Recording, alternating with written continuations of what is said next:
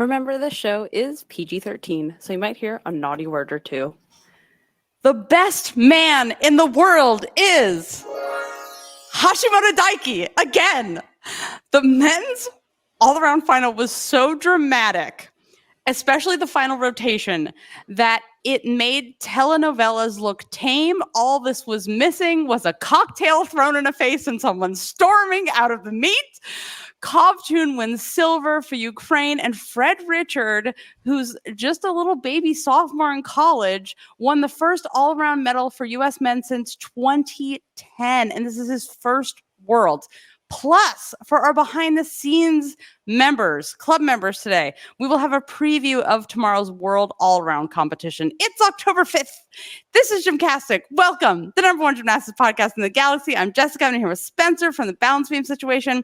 If you're a club member, make sure you switch over to your club members feed so you can listen to the whole podcast uninterrupted. You can listen to that on your favorite podcast player. Directions are in all the show notes or in your special VIP section of the forum. I wanted to remind people who are like, how do you watch this meet? How do I see this if I don't want to watch Peacock Online or whatever is happening? You download a VPN like Nord or TunnelBear, and you set it to a country that's not the US, and you might have to try a couple, and then you go to allgymnastics.tv, and then you can listen to Blythe and Ollie Hogben, who are the most courteous, lovely, and no mistake, like NBC, big improvements over there in NBC. We like what they're doing, but there's many options and you're not stuck with American coverage. So you can also, if you're new here, it's your first time, GymCastic Virgins, there's a new button for you on the homepage. I'm new here, and it'll tell you what we're known for, best episodes, all the things that you need to know to acquaint yourself with loving GymCastic for the first time. So also we have a coverage world's headquarters thingamajig, and you can click on that too. Also, Uncle Tim has all the floor music of Worlds, because if you're like us and we're like, you know what this meet is missing? A soundtrack to the floor routines or anything. Uncle Tim has it for you. Or if you're just like me and you're like, I recognize the sounds I'm hearing. I don't know the names of any music, but I recognize that I've heard this before.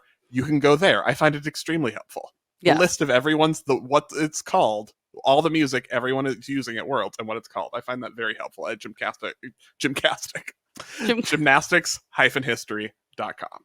Also, I will say, I kind of hesitate to say this, but I've been able to watch the all gymnastics feeds of finals without a VPN. Like, I forgot to turn on my VPN in the US, and I was able to watch it. So I almost don't want to say it because I don't want them to like figure out this mistake that they've made, because I'm not supposed to be able to watch it, but just know that it's been available. I couldn't watch it yesterday, but today I turned on my VPN because yesterday it was blocked here. So maybe it's just women's that are blocked because of NBC, but I watched today's with a VPN. I didn't try it without. So medals. There was a gold medal, and it was handed to. You may never have heard of him before. No. Hashimoto Daiki subbed into the final, did not qualify originally, was third, 2 per country out of the final. Japan was like, that was never the plan. He will be competing in the final because he's obviously going to win. And it worked, and that was right. Sadly, we did not get an NBC fluff piece about like little Kaya Kazuma and the injury he did not have. But just if medals are the only thing that matters, then the coaches were right. But so that was very disappointing that we didn't get any of that. But we did get Hashimoto's all-around performance, second world title in a row. Also, the current Olympic champion. Means that 11 of the last 15 world and Olympic men's all-around titles have been Japanese gymnasts, mostly Kohei. But also now Hashimoto's got 2. Well, we got 3. 2 worlds, 1 Olympics. Okay, first I want to say that Hashimoto Daiki makes more sense to me now that I know that his high school coach called him, his nickname was Infinite Appetite. And this does it doesn't have anything to do with food. It has to do with his appetite for training. And because most men here looked like they were ready for a nap, they had just woke up for a nap. This was too much, and they were already done before the meet started, which is totally understandable because men have too many things to do. So luckily, they're only going to 10. I'm going to use that out of context. Just in gymnastics, not in the world. Too many events. 6 is too many. Clearly, it's too much for them, except Mr. Infinite Appetite. The other thing is I want to know where we stand as a family on being Rosa Galiyeva'd. Do we think this is okay, or do we think it's always wrong, or is it only okay when you were removed even though you qualified? And like, do other sports do this? Like if someone qualified to the final with their running speed or whatever they do, and there's like, are they pulled out of tracking running fast? Like, is that a thing? Like, would we be more offended in other sports? They do that, like if for tracking running fast, like in a relay, they do it all the time. Like the people. The relays are different. Okay. Because the beginner runners, like, the beginner runners who qualify them get medals too, like in the swimming. I asked Will Graves AP about this, and he knows about sports. Yeah, just like if you competed on bars in qualification, and then in the finals they were like, no, you still are part of the team. You competed as part of the team, you get a medal. Yeah, I am always fine with the thing that wins. So if it wins, because I am very results oriented. And I don't really, I think you have to handle the feelings right. There's a wrong way to handle them and a right way to handle them. But, and I think in general that at least what we've heard about how this was handled, at least like the public statements, you never know what's going on behind the scenes in conversations. But it's been that they already had established this beforehand. Like before qualification, it was like, if Hashimoto's third, we're putting him in. Yeah.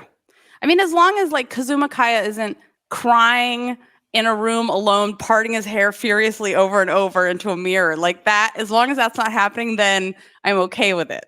So expectations, feelings, everybody knows ahead of time, no matter what happens, Hashimoto Daiki is going, then I'm okay with it. So, but Koa has a good question. Yeah. Koa says, Spencer, would you have subbed in Jordan Weber for Ali Raceman in 2012? Well, first of all, and interestingly, because wasn't Ali the top qualifier? Like, Ali was the top US qualifier after qualification in 2012.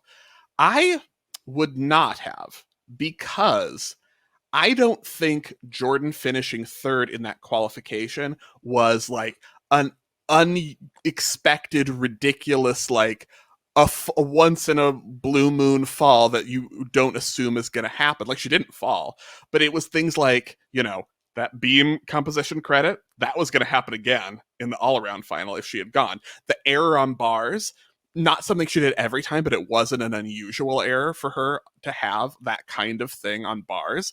So in that case, it wasn't like a random fall that took you out of it that we never would have expected. Right. It was like, this is the kind of thing that we could see repeated in the all-around final, so I would not have made that change. But that's me saying that now, and I don't know if I would have had the same opinion then at the minute. Would little Spencer in 2012 have felt the same? Yeah, I was so little. We can find. I was blogging it on the balance beam situation, so we can. When you were like on Blogspot. Let's actually probably not go back, because the theme of like Lord knows what I said. Yes. Always delete anything you said at least 6 months ago. Okay. No. It's all there. I'm sure it's awful. Okay, silver. Ilia Kovtun of Ukraine. Huge victory for Ukraine. This is amazing. I think he is one of the gymnasts who Kensley was telling me this, so credit to Kensley. Neutral Deductions doing a great job over there. That he is training in the Czech Republic, which I called Czechoslovakia, which Deanna was like, God. Is that a country? What are you, where? And I was like, oh yeah, Czech Republic. Oh God. Yeah. So anyway, Czech Republic. So yeah, it's his second world all-around medal. I didn't get a chance to talk to him because we were trying to talk to him, and then Fred came, and then he was already gone. But he seemed not, I don't know, just sort of, he didn't have much of a reaction. Is that fair to say? I think that's fair to say, but that's fine. Not everyone needs to like cry or like do a whole thing. An emote. No one has to cut themselves like a brand new tattoo right there on the floor. I did it. It's okay, you guys. The theme of emoting. So I'm thinking so much about the Italians who are on the floor today, and all I can think about is tattoos and Ilia Kovtun having more tattoos. So. My God, Tim Daggett could not stop talking about Ilia Kovtun's tattoos. I think they're really upsetting him. Remember how he didn't reacted? say it negatively, but it was like, I think he's really, really triggered by these tattoos. He's triggered by anyone's tattoos. Like, remember how he reacted to home slice world champion on floor from Italy? Bartolini? I mean, his throat tattoo that says unlucky is like a little much. Like it's big not drama. a little much. It's the perfect much. It's the perfect much. How dare you? Speaking of which, anything against my Nicola. Speaking of which, you know who's going to need that tattoo? Or thank God he didn't need that tattoo. That tattoo is Diego Suarez of Brazil, who tried to start Halloween early with a headless horseman situation by doing a front layout into almost removing his neck, and then somehow landed it in a squat. But I was talking to the Brazilian media guy, who's our new how do I say his name again? Henrique,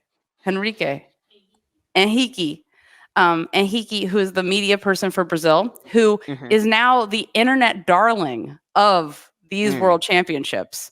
Longines or Fujitsu gave out their like sexiest team award, whatever they call it, the Infinity Award for like innovation. And it was like the Swiss men and the France. And we're like, listen, call it whatever you want. We know what this is for. But anyway, he did that. He translated for us for the Flavia and Oliveira interview, and the comments on YouTube. There are some about how wonderful the women are, but mostly they're like, "Who's that guy?" So that's who he is, you guys. But he was saying anyway that Suarez had they worked on that and he kept hitting it in practice, and then it happened again. But anyway, thank God. His head did not make contact with the floor, and he just did a hair flip to a squat. Yeah. Hair flip. It's a front hair whip. It's kind of a whip. A hair whip is when the only thing that makes contact with the ground is your hair. Yep. And then we have Fred Richard. Boom. NCAA champion I'm sorry, Cooper is requesting Fred Richard. Yeah. Fred Richard. Don't encourage this behavior, fact checker. Don't encourage the sound effects. He gets so little time out of the apartment. He needs his little fun. He was an NCAA champion as a freshman. He's like, I'm going to make gymnastics popular. I did have to remind him in his interview. Like, he said a lot of interesting things. Deanna's working on putting that interview up now. And then I was like, are there any brands you want to promote, Fred? And he was like, oh, yeah, Fred Flips. I have this Fred Flips brand. And I was like, dude, you got to take notes from Deanna. Not Deanna, from Leanne. Take notes from Deanna, too, just in general in life and how to learn all the languages. But Leanne Wong, she's here with you. Like, pimp out your coach, bring them up next to you, make something that doesn't exist for whatever the brand is that you're wearing, Nike or whatever, and put your coach in that and just have them stand next to you. Oh, these boys. You have to teach them the things. But anyway, he was lovely in the mix zone. I'm really stoked for him because, it's just great for men's gymnastics in the U.S. Like, the U.S. likes winners. And so hopefully, and he's a great personality. So I'm hoping it helps. Mm-hmm. First U.S. men's medal in the all-around since Horton in 2010. Fourth overall. Fourth ever at Worlds. Does it seem like a crazy young podium to you? It is a crazy young podium. I think the women are going to be older, which I know thrills you. Because Hashimoto is the veteran of that podium. It's almost like I prepped that question specifically so that you could answer with yes. Oh, yes. I think the women's podium will probably be older than the men's podium, Jessica. You don't say. Because the stereotype of teens dominating in women's gymnastics is merely that, a stereotype. That's right. We hate that. So these little babies still did it. They did great gymnastics tonight. Also, I can't believe Ilia Kovtun is still so young because I'm like, we've been watching you forever, right? Yeah, we have been watching you. He's got to be 45. Yeah. All right, so I want to talk about this final rotation, though, because it was preposterous. Ridiculous. So basically, there were like 5 men in realistic medal contention going to the last event. Hashimoto was ahead, And we knew it's like Hashimoto on high bar, so he could just like kind of, as Jessica likes to say, smoke a cigarette in the middle. He'd be fine. He'd win the gold medal. We are in Fred Europe. Richard- It's appropriate to just be like, people will be smoking anywhere at any time. Fred Richard was in second, kind of, but like still had to hit high bar for a medal, and then he goes up and he falls on his Coleman, and we were all like, Sam McCulloch lives. I say it with love. It is with love, but it was a very like that's all I could think about was like, oh, he just did a Sam McCulloch meet, which was like 5 amazing events, and then you fell on your last one. You fell on usually high bar. You fell on high bar, and I was thinking once Fred won bronze, I was like, Sam McCulloch must be going like, seriously. I did that meet 500 times in the world all-around final, and I never got a medal. No one ever fell on pommel horse and high bar back-to-back for me to give me a bronze medal. Where did that come from? Also, I asked him about that grab, like, because it looked like he was trying to change to an undergrip to grab the bar, and he was like, yeah, I was having trouble with that. So I thought at the last second, well, let me try to switch my grip and see if I can make this. So, and he was like, yeah, that wasn't a great outcome. But then he thought he was out. Yeah, and then he thought he was out. We thought he was out.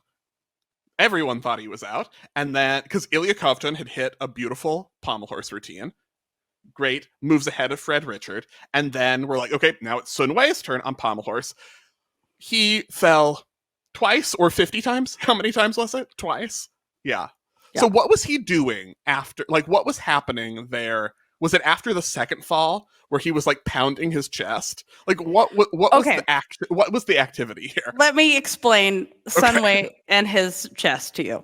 So first of all, doing warm-ups. That's all I've ever wanted, Jessica. Yeah.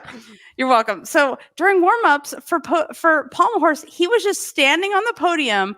Like, first of all, he stood there like he was soaking in rays of sun and getting a tan for like, I don't know, 30 seconds with his eyes closed. And then he just looked at the pommel horse and everyone warmed up with a giant smile. It was almost like he was laughing.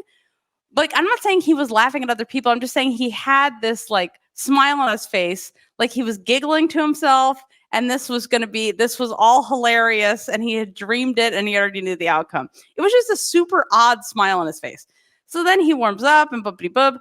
He does his routine, he falls, and then they start playing some music, and it almost looked like he was pounding his chest to the music after he fell, and I was like, oh, that's cool. He's like, getting the crowd behind him. But then he kept doing it, and then he was rubbing his pecs, and I was like, oh, I know what this is. Because when you do like really heavy chest press sets, Spencer, I do not. And like afterwards, it's almost like your muscles like cramp, and you have to like rub your boobs in the middle because it's like painful, and you want them to like kind of stop. It's that feeling, and I was like, oh, either cramping or like his pecs are so fatigued because men's gymnastics is way too long, and all they do is use their upper body. For God's sake, no wonder they're fatigued and stressed and cramping and overloaded. That he can't get them to fully engage because they're tired. And who would blame him? Everyone else looked like they needed a nap. His pecs just needed a nap. So that is what happened. He's done so much work keeping the Chinese men's team afloat that it's hard to lift that for so long. I know. He could only do it for so long. I know. I felt so bad for Sun Wei because like it was such a Sun Wei day, and that like especially even earlier on his vault, which is the most beautiful twisting form. Like sometimes we like have some shade about men's gymnastics twisting form where they're going off to the side or they're like wiggling around leg separations. Their diapers are flopping in the wind because they all wear diapers. Wear shorts that fit. Wear shorts that fit. And then Sun Wei is like, this is absolutely beautiful, perfect form, and then landed super short and got like a ton of deductions, but not because it's men's vault. But yeah, it felt like, that came back on pommel horse. It was that kind of day. We have an anonymous question related to this, which is, quote, why do the Chinese men always look like they are being held together by tape like a Barbie that was played with too hard? Would you like to take that question, or? Sure. I will answer that by saying, well, I think it's because they are like basically the heroes of their country, and they have to do whatever is needed, and they are very the thing is, their taping is very unique and accurate for each person. So I just feel like they're using every advantage of tape that they possibly can. So I'm not going to throw like tape shade at them. I'm going to be like, yeah, we probably could benefit. Got to tape it together. Got to keep it together somehow. Learning those Barbie taping techniques, and that might be useful. I would like to be taped back together like a Barbie. I'll do it for you. Okay. But only if I can give you a purple mohawk like I gave my Barbie. Yes. I won Barbie. We will have a bet on something like during NCAA season or something, and if I lose, then you get to do that to Don't me. Tease me. Don't tease me, Spencer. Okay. Before the Paris Olympics, we'll find a time. Anyway, so Sunway fell twice. Then Chiba goes up for Japan, top qualifier, falls on high bar. Suddenly, when we were like, okay, Fred Richard just dropped to 5th because he fell on high bar. Suddenly, oh no, Sunway fell. Now he's going to be in 4th. Kenta Chiba fell, or Chiba Kenta, and now he's in 3rd and has a medal, first U.S. men's medal in the all-around in 13 years. Yeah, it was. That's crazy. how it happens. Crazy. Yeah, and it was. And did you see that Fred said on the podium, "I don't deserve this"? Yes, you do, Fred. Don't you dare say such a thing. Like, yeah, you took advantage of it. Other dudes were here, and the same things happened, and they couldn't win a medal. Speaking of other dudes, I do want to tell you guys a story about Kohei. I have 2 Kohei stories to tell you.